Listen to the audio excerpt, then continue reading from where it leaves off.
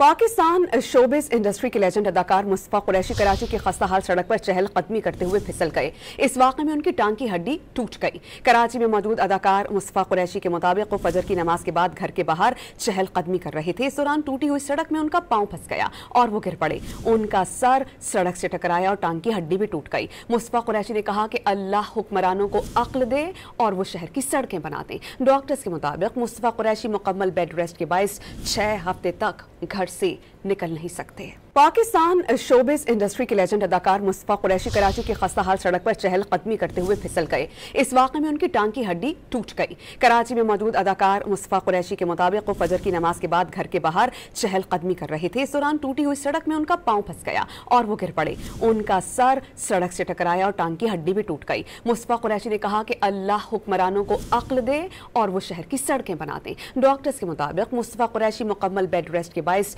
6 हफ्ते तक घर से निकल नहीं सकते।